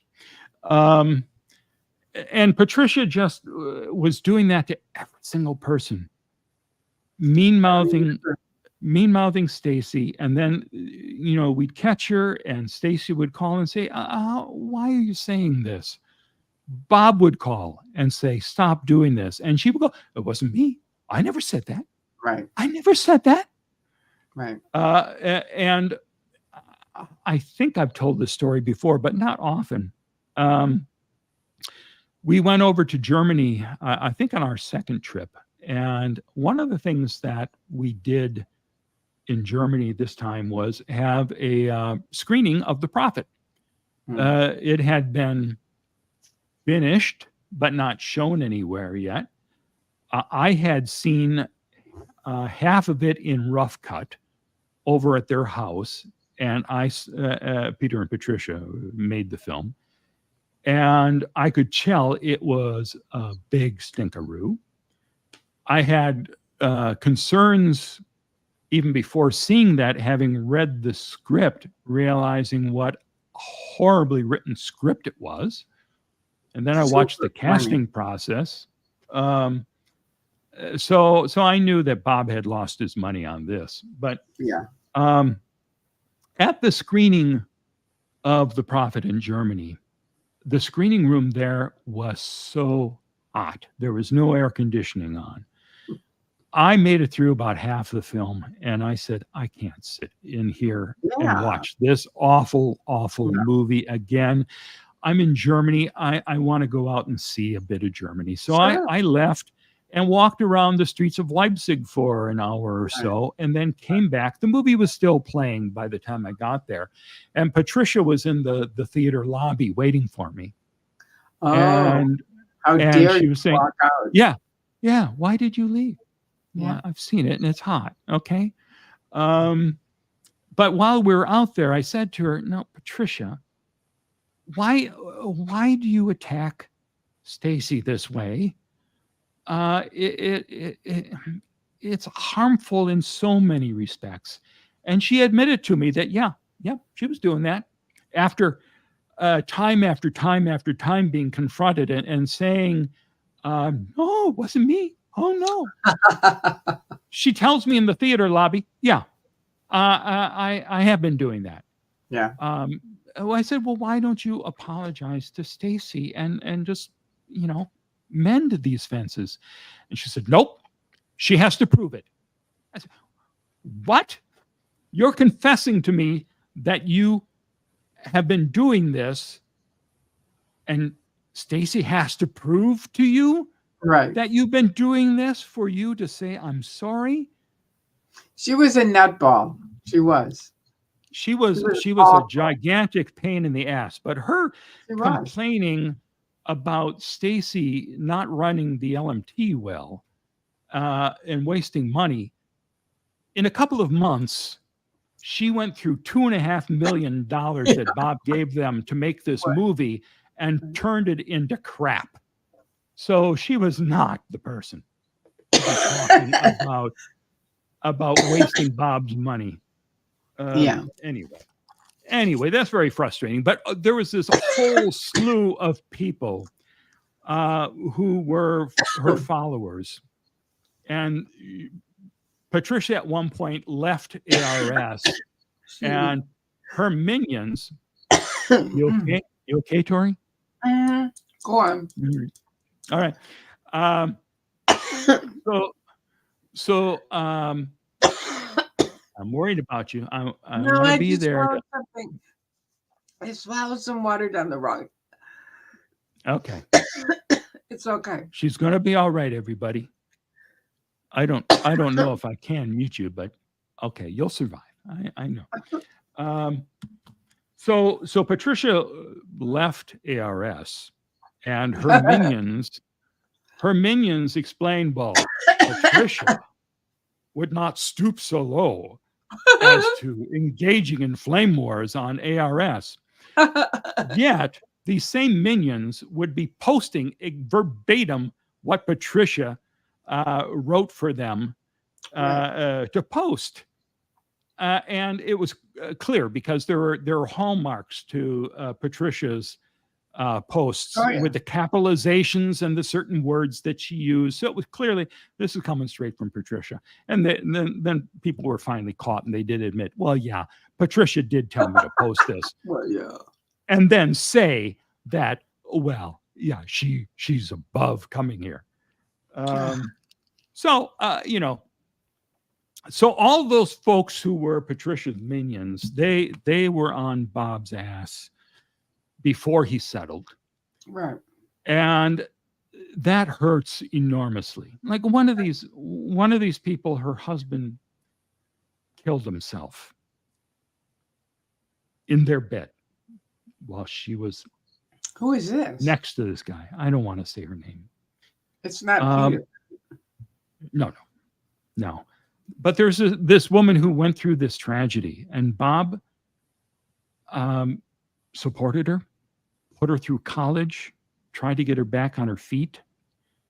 And then she was, ripping into him. And I contacted her privately and said, really? After all Bob's done for you? And she said, well, yeah, that was wrong of me. But when you're being attacked by your friends, that's even harder than being attacked by Scientology. So in many ways, Bob was in a horrible situation, and they made it easier for him to say, all right, I give up. And it's unfortunate. So that's the tragic case. That's what I know of. And from what I heard, I think this came out on Scientology in the aftermath. Maybe it didn't, but I know Mike Rinder had talked about this in the Clearwater episodes when we were talking about Bob. And he said that, Bob, during these negotiations, he was ready to kill himself, and he had to talk Bob out of this. Me too. And he called me with that. I talked to him personally. And during this period when all the critics were attacking him, the LMT had closed in late 2001. Right. And I moved up to New Hampshire. I was the only remaining employee of the Lisa McPherson Trust. And they kept me around to continue making sure the website remained up and current, right. Because the website was going to be the legacy. Sure. And so I spent another year with them, and I was working out of Bob's 200-year-old barn. We had a really nice office there, and every day excuse me, in New Hampshire. In New Hampshire, yeah, and he had a really nice house there in the country, but there was a period where I'd show up every day, wondering if this was the day that Bob would have shot himself. It was that bleak. Yeah. So for Bob to do what he had to do to get out from under this, I was happy he was just still alive. Right. And I know there are a lot of people who did not share that opinion, who remained forever pissed off at Bob for ruining the Lisa McPherson civil case. But again, if Bob had never entered into this, the family would have wound up getting a settlement, as they did. at the end of it. Sure. Because they never would have been able to fight Scientology's legal attempts without him. No. At any rate, this has taken a lovely dark turn, and I hope that fills you in a little bit about what it was like. And yeah, thank you. Bob, I think, was a great guy. He was. And he didn't deserve any of this stuff. My understanding is also, to get out of it, one of the things Bob had to do was to pay for all the lawsuits, all the money that Scientology had to spend on lawsuits fighting him. Wow. He had to write a check to Scientology for that. And then Miscavige said, and he needs to write a $3 million check directly to me. So did he? Apparently, yeah. I mean, that's what I heard from Mike. And Mike, Tampa, you're right. Mike and Bob did form a friendship through the course of getting him out of this. And they had lost touch when Bob moved to Ireland. And then when Mike left Scientology, I got them in touch again. And Mike and I think Marty at the time was also out. And the two of them were going to go over to visit with Bob and Stacy in Ireland. But Bob died before they could get there. At any rate, it's one of the reasons why I have always been supportive of Mike, because he did help Bob survive that crisis. Bob and he did have a friendship, and there's all these attacks on Mike now. I try to stay out of all of that. I think they're largely unfair. But there's no good in me stepping into this. At any rate, I'd like to remain friends with everybody from all sides. And that's all I'm going to say on that. Let's see. Are there some lighter things to talk about? Are there other questions I've been ignoring here? Kelly, do you know? I appreciate the fact that you see him as a hero. Are there some other questions that I've missed here along the way? Do you know, Kelly?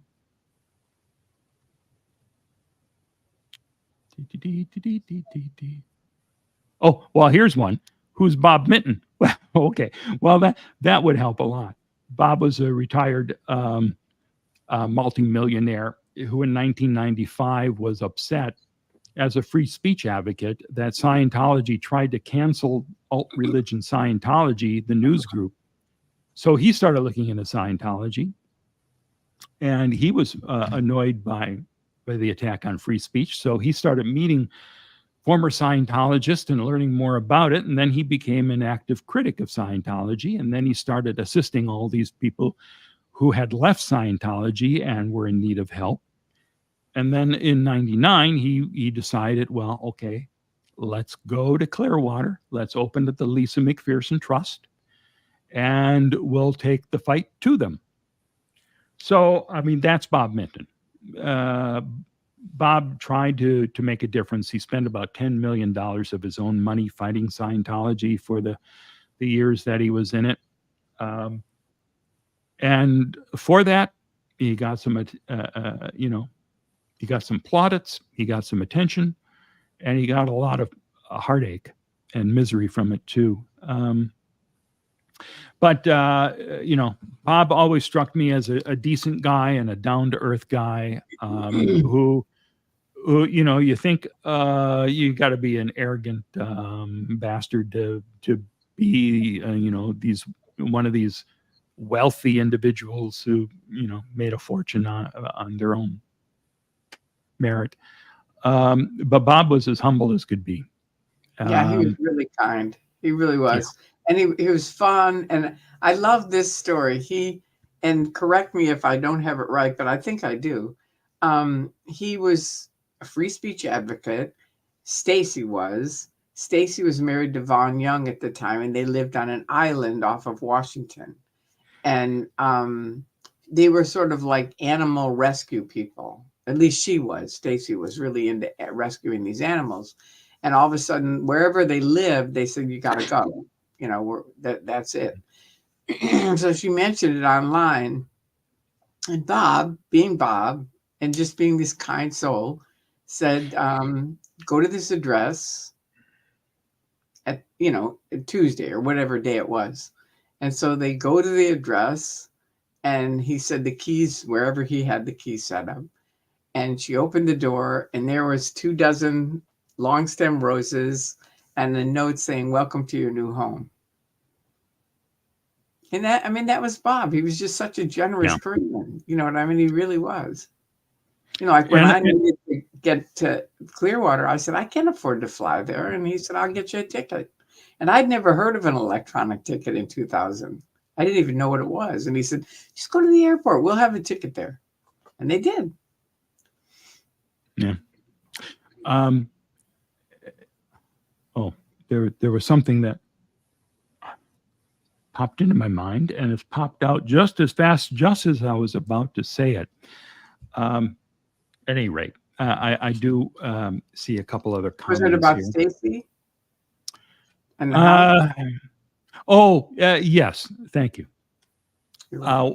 I've been capturing a lot of the TV broadcast about Scientology that I've collected on VHS since '98. Good. And there was a couple, I've got several shows about Bob and with Bob. Dateline NBC did a great piece on him called The Crusader, where they showed Bob taking on Scientology and buying Stacy and Vaughn a house and doing all of these things, out of kindness. Mike Rinder got to Dateline NBC, and they did a follow-up where the tone was 100% or 180 from that,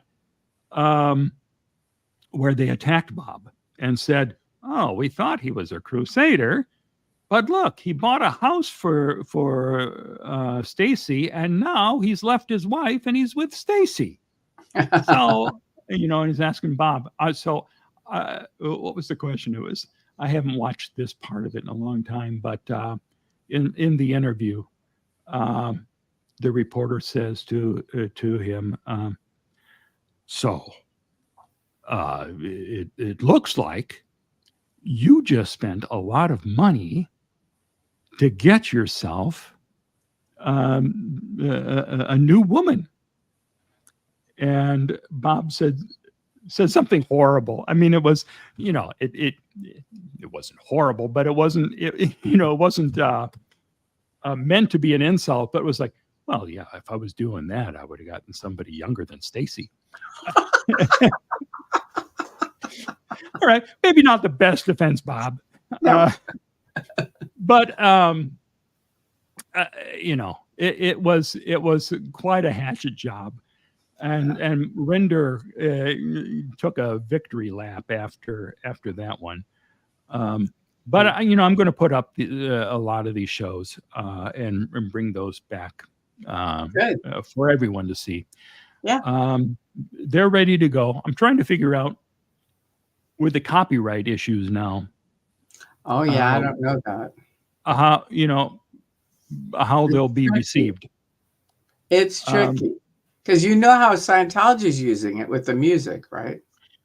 Well, I mean, the music, I don't know that Scientology has much hand in the music thing. They've got bots that can tell what music is playing in your videos, and if it connects with anything in their art, their setup there, they contact that rights owner and let them know, oh, your music's being used here. You're going to get the ad revenue from it.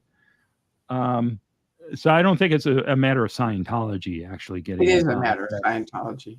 Well, but Scientology was involved in '99 before YouTube No, but existed. I'm just saying right now, these guys that are the live streamers, they now have to mute their whatever they're doing if Scientology plays their music out on the street. If this is Scientology music, if it comes out on the street, we have to mute all of our cameras. Really? So that's what I'm saying. This is a different thing than what you're thinking of. Oh, okay. This is not somebody else's music. This is their stupid ass music. We stand tall. Everybody mute your music. It's ridiculous. Oh, really? Well, and it's out on a public. It's coming out. You figure. I've been saying to him, I don't think this. This should be brought up with YouTube, because this is music. Their music. They're playing strong enough out that it goes out onto a street, and then they're complaining that like these people can't put their YouTube videos up because they've got copywritten music on it. Well, I mean, that's insidious, but I don't know why, why wouldn't they just automatically send ad revenue to Scientology? Scientology is, well, I mean, the reason they would stop it is YouTube would catch it in the stream. And they're not going to send money to Scientology. These are critics. Well, they should. Well, not the critics. The critics don't send money to Scientology. That's what I'm saying. The YouTube algorithm says, oh, okay, if you play this music, we're going to find the copyright owner, and they get any ad revenue from it. Well, that's a good idea. Why don't you write them about that? That's a good idea. I don't know. You thought of it. What? Thought of what? You just said it. What should happen? That's what Scientology. I mean, that's what YouTube does now. Oh, they do that? Yeah. Like when I upload one of these videos, like the OT panel, it started off with some music that I put on it back in 2000, and that music, while the video is being encoded to be streamed. It goes through there and does a copyright check to see if there's any copyrighted material. Wow. And it spots it immediately and says, okay, well, you can't get money off of this one. We're going to let you keep it up, which is nice. I appreciate the fact that they're not ripping videos down the way they used to, because I lost my channel for a while, right, when there were 3 strikes against me. In one involving the Tom Cruise video, and we had to fight hard to get that back. And thank God the internet was there to be calling Paramount Studios, because the one that actually got it removed from online completely, the 3rd strike was a little segment from the Colbert Report, which is a Paramount show. And it was a great episode where Stephen Colbert was dressed up in this Xenu outfit, not with an alien face, but with like this alien cloak with the, Ming the Merciless type of thing, speaking as Xenu and giving his commands. And okay, that was beautiful. That had to be online. But that got my channel completely canceled and taken offline. And remember, the secret mafia that I was part of, one of the guys that was part of it worked at Paramount. Oh, really? So there was enough media attention to that, and so many people contacted Paramount that I actually got a call from their lead attorney. And I said, okay, I will promise never to post your material again if you'll allow me to have my channel back. And they did say, okay, we'll will rip up that complaint. So YouTube buckled and put me back online. But this very channel that you're watching right now had once been deleted from the internet by Scientology. Anyway, I thought they had a thing where they now have 4 different ways they can remove copywritten material. No? 4 ways who can? Oh, YouTube. Like, in other words, you don't have to delete it. They will. You just have to say, okay, either delete it or I can't remember all 4 of them, but there were 4 different ways. Yeah. Let me see. Oh, new comments. Let me see what else here.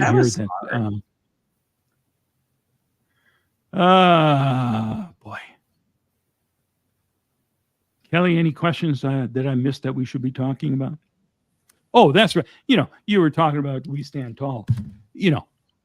No one should get money from that. Or L. Ron Hubbard's "Thank you for listening. I write just for you." That music is criminal.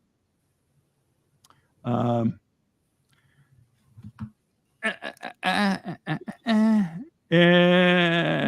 the moderator for Jay? Excuse me? Is Ellie the moderator for Jay as well as you? Kelly. And I'm not sure everyone she does moderating for, but I saw her moderating someone earlier tonight. Kelly is incredibly helpful. Good. Well, I don't want to leave. We've been talking for almost 2 hours. So maybe we should be wrapping this up unless people have anything else that they're curious about.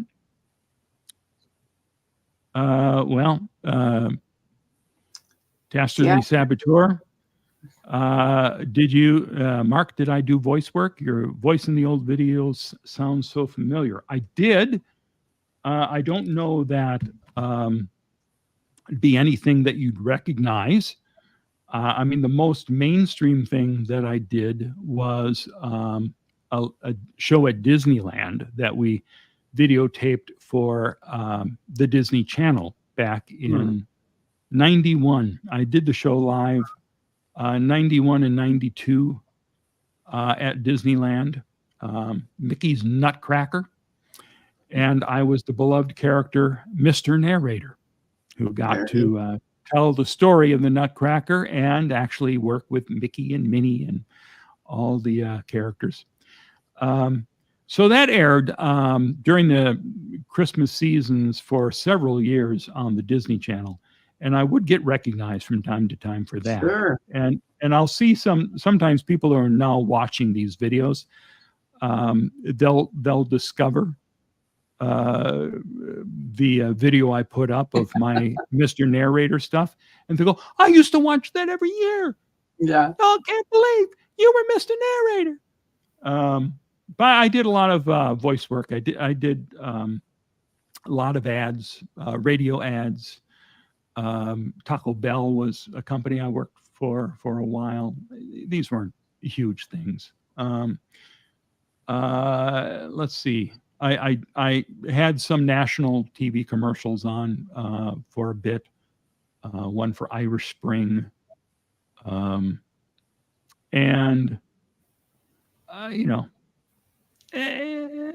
get around. I did a lot of other voice work for cartoons that no one has ever seen. I did a Japanese, an English dub for a Japanese thing called Kabuto, where I was some forest giant. I never actually saw it. I saw the image of who I was playing and did the lines for it. And I also did a series of Bible stories, which was always fun. Right. It was this church that decided we want to get the story of the gospel out to kids. And the folks who were doing the animation of it were saying, you know what you do to get the kids involved? we're going to create this little fox character that will go from story to story. So he'll just be watching some of the events, and that will tie the whole thing together. And every time we'd come in every month or so to do some more episodes, it would be, oh, the fox is out. No, the fox is back in. Oh, we got to get rid of the fox. So that went back and forth. I don't know what happened, if the fox ever remained in it or not. I did find a few episodes online. I'll see if I can dig them up. I caught a couple of episodes where I could find my characters in them, but I was never one of the biggies. I wasn't Noah. I wasn't Adam. I was always some bystander. Right. The one I remember is I was one of the elders in some village, and my line, as I recall, was, "We must have a king. All of the other lands have kings." Right. And the first time I came here to Clearwater was the trip where some of you may have watched the video that I put up about a mysterious phone call when it looked like there may have been a kidnapping attempt on me. For real? Yeah. It was, I came here for the very first time by myself. Bob had bought me a ticket. This was early 99. And there was a transit board hearing, which of course Xenu TV had to cover, because the critics during I think it probably would have been the 1998 Lisa McPherson Memorial Vigil, which I was not there for. But a couple of the people, including, I think, Mark, oh God, I can't think of his name right now. But a couple of people paid for ads on the side of the city buses that would say things like, leave Scientology. I forget exactly what they said, but they were critical of Scientology. If you want to leave, here's a way out. Yeah. They were on the street for about a half an hour before Scientology called and got them taken off the street. And so the critics were upset. We paid for this. Yeah. And so there was a hearing in the transit board about this. And I thought, I got to cover this. Oh my God, this is going to be exciting. And it was moderately interesting. One thing that I did enjoy about being there for it, I did meet Tom Tobin, who was the reporter on Scientology for the Tampa Bay Times at that point. He was that year's Tracy McManus, and he was a great reporter. He is now Tracy's editor, I believe.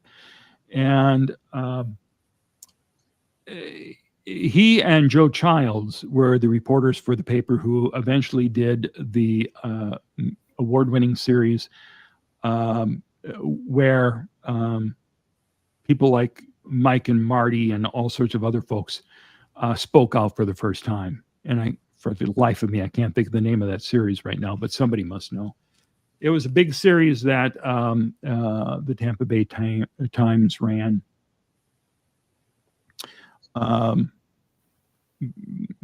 Maybe 2004, 2005, something like that. The Truth Rundown, that was the name of it. So I got to meet Tom Tobin for the first time, and he was interviewing at that moment. Yes, Stella, I got it. Truth Rundown. He was interviewing a Scientology attorney who was the Scientology attorney, the top attorney in Clearwater, that when Scientology came to town, they hired him to do all their dirty work. And this was from Johnson Pope. And this was Paul Johnson was the founding partner of this. He retired shortly after I moved here, but I got a little bit of him on camera there. which was nice. He was the one who represented Scientology when Clearwater had a week's worth of hearings on Scientology. And all these folks like L. Ron Hubbard Jr. and Paulette Cooper came to testify on live TV throughout the Clearwater area. And I have all of that up on Xenu TV and on my channel. And he came in at the very end. They gave him time to put on any witnesses he wanted. He just came in to say, we're not going to put anybody on here. This has been a travesty. All these lies from people. And, you know, it went on for 10, 15 minutes like that. So by the time I met him, which would have been like 15 years later, he was pretty much out the door. And I did have a chance to be grilled by him on the witness stand, which I really enjoyed. It was in a case where Bob had been involved in I think, an incident with one of the Scientology security guards. And I don't remember exactly why I was testifying, but Paul Johnson showed a piece of video and confronted me with it, where I come up to one of the Scientology security guys and saying to his camera, "Did you ever fuck anybody in the auditing room?" Wow. And you said that? I said that. It was on video. And they played it and tried to, you know, disgrace me with this. And I said, well, why didn't you play the part before that where I was saying what he said to Stacy? I was repeating that. He said, you know, he said to Stacy, you know, did you fuck Vaughn in the auditing room? And I put that video back up online not too long ago. I upgraded. This is the trip to Clearwater videos. I think this time I called them Bob Minton Storms Clearwater on day 2. I think that was. And Paul Johnson said, "How dare you speak like this, shouting obscenities outside where people are having a church service."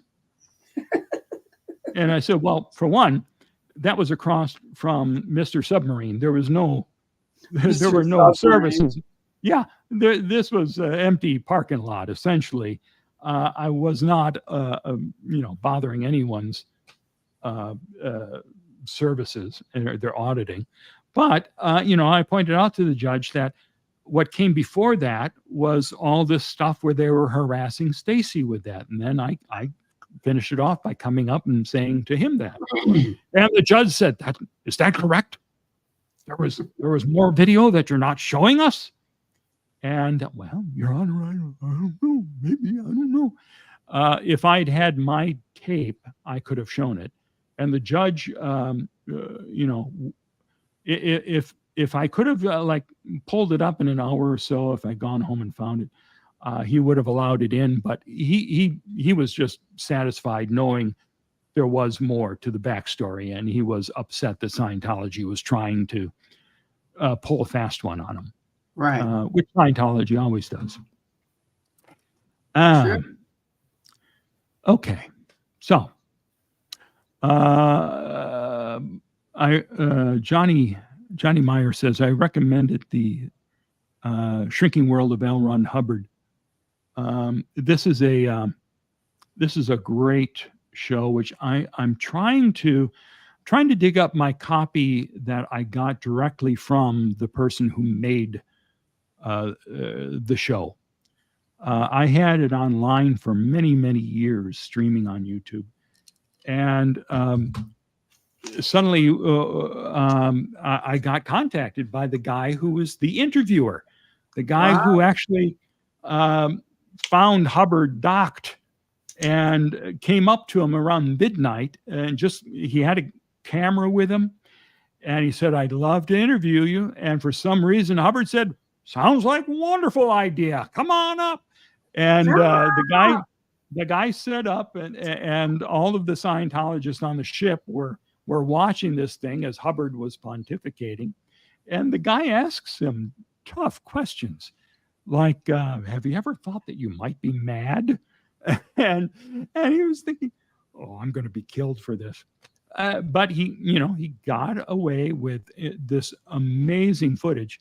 And he sent me one directly from the master, which didn't even have the audio mixed at that point. One channel was dialogue, one channel was music. So it was the best possible material for this. And if I can dig up that particular copy, I can make a much better version of it that's been online. You could probably ask John Sweeney also. It's from the BBC. Yeah. Well, I mean, that one wasn't. That one wasn't. That was. It said from the BBC on the title. It did. I think it was ITV. Scroll back. It does. Oh, well, I mean, yeah, the person said it was BBC. I don't think it was BBC, though. Oh, I see. Okay.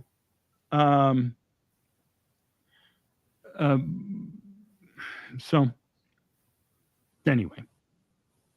So Victoria says I was talking about almost being kidnapped. Well, if you look at the video I just put up recently called A Mysterious Phone Call, you'll see what happened. As I was in that hotel. The mystery sandwich. Yeah. So I was here in Clearwater. I checked into this hotel where I was staying for a couple of days to shoot this video of the big transit meeting. I turn on the TV, and the first thing I hear when the TV comes on is, "We must have a king. All of the other lands have kings." And I know this is crazy. Wow. I've never heard any of this cartoon, and I turned it on and it was playing on the public access channel here the second I come to Clearwater. So that blew my mind to begin with. And then when I was leaving the night before, and this is all in the video. The night before I leave, I got a call from a guy at the front desk who said, would you like a car tomorrow? We can get a ride for you. What time are you leaving? I said, oh, thank you, noon. And wait, this is a guy from where? The front desk of the hotel. And he's going to get your car? Can we arrange a ride for you to the airport? Oh. I said, well, that's nice of you. Sure. I'll be checking out at noon. And I hung up the phone.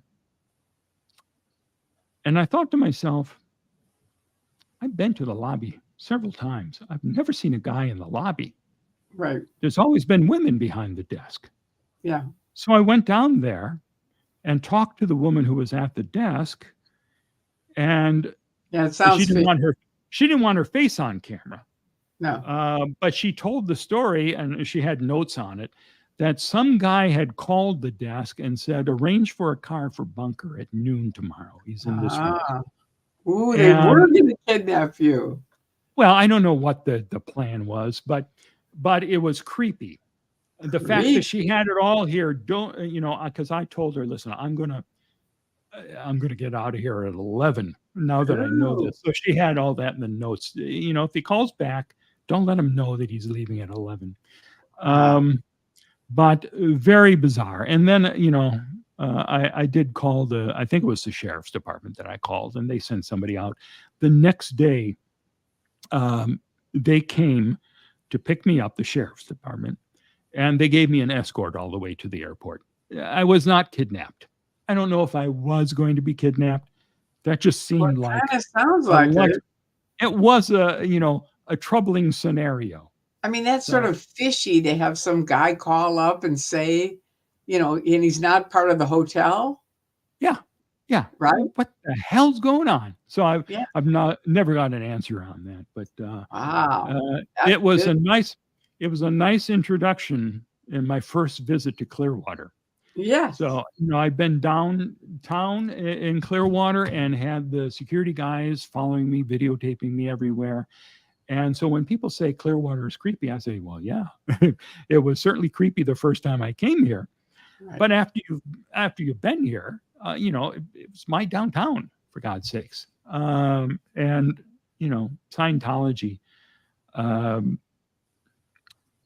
they creep people out. But people should know that Scientology is more concerned about us than we should be about them. They want to keep us away. And so us going down there and showing them we're not afraid, I think is the best thing that we can do. So it's nice.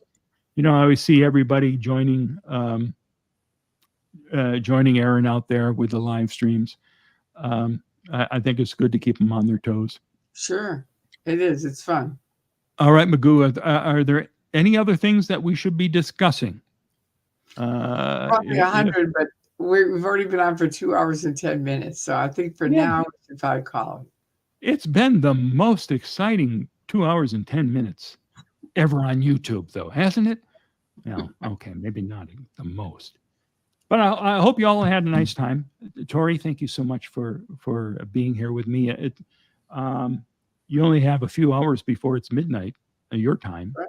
Then I'm back on the air. Yeah. Do you do a live show every night? No, I don't. Okay. I just do them almost every night. Okay. Not every night, but and I do longer ones and shorter ones. Like last night was I don't know 5 or 6 hours because we were out at Scientology, and so I had 10,000 views on that thing. Normally I have 1,000, but there were 10,000 because I think also it was me, Jessica, Jay, Chris. So it was like a whole bunch of different. Solomon was there, so it was just like there was a lot of different interaction with critics. I need to start doing more of these. Yeah, definitely. And I don't know if Mark at Midnight would be okay with you. Because I'm 3 hours before you, Mark at Midnight. So you're 3 hours before me?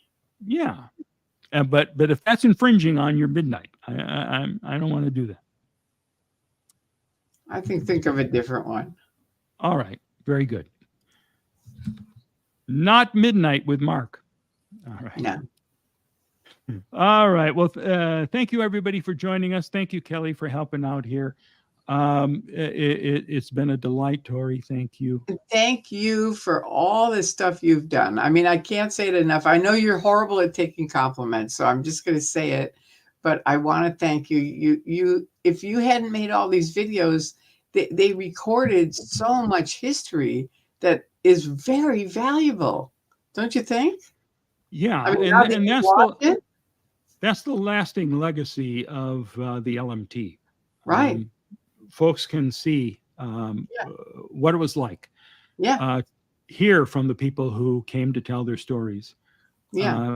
See the nuttiness involved. Because you worked for the LMT. So, yeah, that was the thing. And it is a lasting legacy because Bob was, I don't know how did you meet Bob? Very quickly, when he took over FactNet, early 99, like January 99, he made an announcement on ARS. Stacy and I are going to be chairman of the board and board members of FactNet. And I sent him an email saying, hey, I've been putting video on the web for several months now. And if there's anything I can do for you video-wise, just let me know. Good. And they called me instantly. Wow. And said, yes, come on out. Come on down. They flew me out the next weekend to Connecticut, Stamford, Connecticut, where there was this cult info conference. And Bob put his little camera in my hands, and I followed him around everywhere and did all the behind the scenes stuff, and then videotaped all the panels and put all that online. It's so great. And then after that trip, I asked Bob for a camera because I didn't own one. He got me a camera. He got me editing equipment that I still use to this day. Sure. And that got the ball rolling. So that's how I met them. And, I'm glad I did. I'm glad you did too. And I really can't thank you enough because you really did a great job of covering all kinds of different people in all kinds of different areas that wouldn't have been covered, otherwise because they were leaving and then a lot of them just went on with their lives. You know what I mean? But you got their story. And it's really important. I think. I was very lucky to have had the chance to do that. Yeah, well, I'm really glad you did. And still meet people and do as much as I can to help out with this. Hey, you did the all right. House. Yep. Yeah, I have to put all of those interviews online again too. Yeah, and what's the guy? Show me the MF Clear. What's his name?